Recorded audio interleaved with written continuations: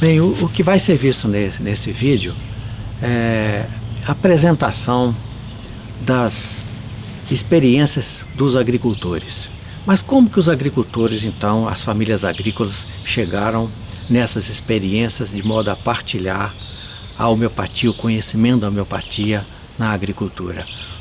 As famílias agrícolas, então, participaram de cursos de extensão oferecidos pela universidade dentro desse projeto. E as famílias, então, aprendendo os princípios da homeopatia, né, as relações da homeopatia com o meio ambiente, com os seres humanos, eles aprendendo todo esse conhecimento, então praticaram, exercitaram, desenvolveram inclusive tecnologias, verdadeiramente falando. E essas tecnologias, então, são partilhadas em determinados momentos, e um dos momentos é esse vídeo que vocês vão ver. Normalmente, o ensino convencional, ele leva aquela passagem do conhecimento de uma maneira formal. O ensino e a partilha da experiência em homeopatia nesse vídeo é totalmente diferente. Aqui, o objetivo foi capacitar as pessoas, capacitar as famílias agrícolas. E então, quando são vistas as cenas, os relatos, vocês vão perceber nesse vídeo que a experiência, o dia a dia, aquilo que se pratica na lavoura, na família agrícola, na produção orgânica, está assim mais fácil de ser percebido pela maneira como os agricultores, as famílias, os instrutores expressam esse fato desse projeto, que é ensino e partilha do conhecimento sobre homeopatia na produção orgânica. Bem, então o que vocês estão agora prontos para ver é exatamente aquilo que nós denominamos de tecnologia social.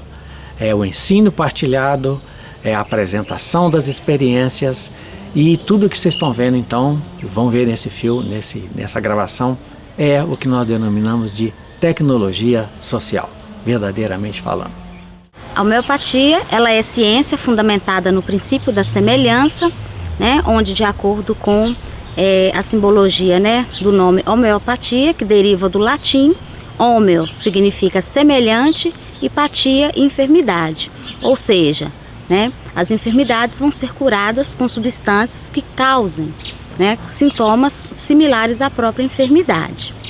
A homeopatia, né, ela deriva, como eu falei, do latim, e o princípio da semelhança, que é o princípio fundamental da homeopatia, foi então inicialmente elucidado por Hipócrates, considerado o pai oficial, né, da medicina.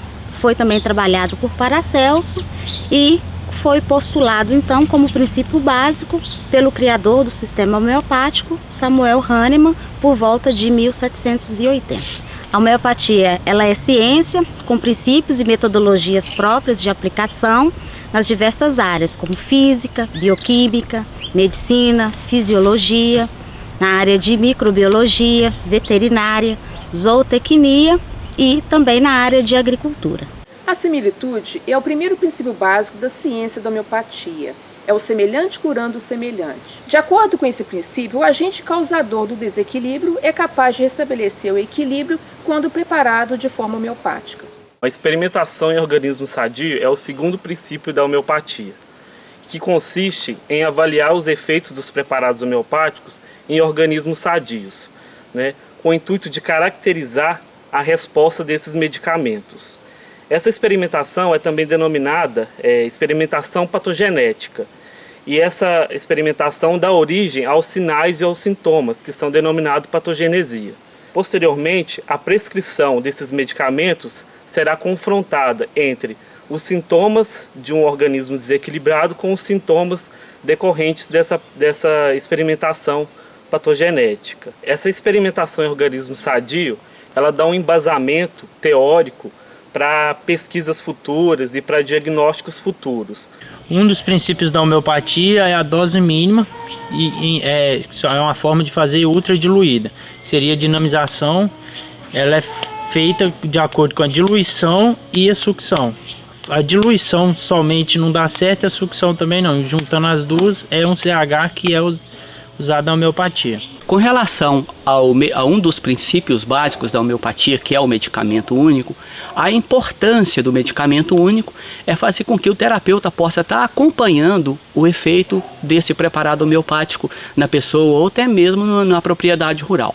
Já quem é da linha pluralista, que usa mais de um medicamento, você vai então agora, para resolver essa questão, chamar esse medicamento único de medicamento de fundo. Então, a partir desse medicamento de fundo, é que você vai trabalhar em profundidade todos os quadros necessários da pessoa e os outros medicamentos vão servir para ajudar no respaldo desse medicamento de fundo. Com relação ao medicamento único na propriedade rural, a propriedade rural, como já é detectado aí pela radiestesia, tem lá seus pontos energéticos e esse medicamento único vai trabalhar esse ponto energético, embora a propriedade deve ser e é considerada como um todo, e você pode estar lançando mão de outros preparados homeopáticos. Aí entra aquela mesma ideia do medicamento único ser o medicamento de fundo, e os outros medicamentos, para quem vai trabalhar com a linha pluralista, vai ajudar esse medicamento de fundo a promover o equilíbrio, o bem-estar e a harmonia da propriedade rural. Na homeopatia, a gente precisa de pensar o organismo vivo, a propriedade, o ser humano, os animais como um todo. Só é possível ter saúde se a gente tiver com todos esses sistemas equilibrados. Pensando no meio ambiente, os animais, o ser humano, água, terra. E o que é saúde dentro da homeopatia? O que é isso? Saúde é aonde a gente tem corpo, alma, espírito, tudo equilibrado. A gente precisa ter o ser humano. Não é separar. Agora eu vou cuidar dos problemas físicos, a dor. Não, eu tenho que cuidar do emocional, eu tenho que cuidar de tudo. Então, se eu tenho um ser humano equilibrado, meus animais também vão ser equilibrados dentro da propriedade. As minhas plantas vão ser equilibradas. Os pássaros vão surgir mais na propriedade. Então, saúde. O que é doença? As doenças, elas vão surgir na medida que tem um desequilíbrio emocional, na medida que tem um desequilíbrio no ser humano. Então, desequilibra tudo. Doença, elas vão surgindo com a correria, com a má alimentação, com os estresses do dia a dia. Se eu tenho alimentação saudável, se eu sei alimentar, água pura e o meio bem tratado, a gente também vai ter saúde.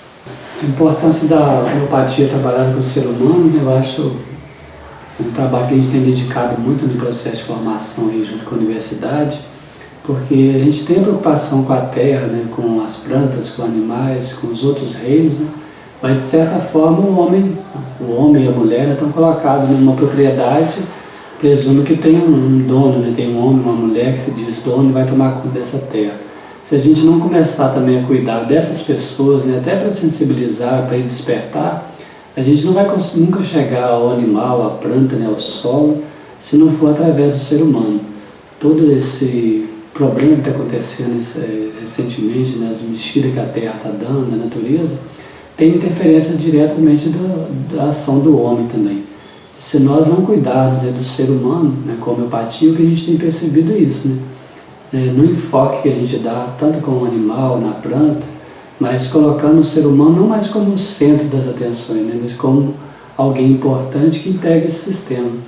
E o resultado que a gente tem percebido é muito grande, né? Quando a pessoa é sensibilizada, é tocada para esse trabalho, a importância dele, né? Porque o que as pessoas falam mais no curso de homeopatia é que se encantaram com as coisas simples, né? Quando a homeopatia, o floral, essas terapias entram no organismo deles, e começa a trabalhar, e mais do que a homeopatia em si, né, o ato de participar de um curso, é a pessoa de se descobrir a beleza da simplicidade que está nos animais, que está nas aves, né, numa borboleta, num colibri, acaba descobrindo a poesia que está na vida. Por isso que o ser humano é importante para esse processo.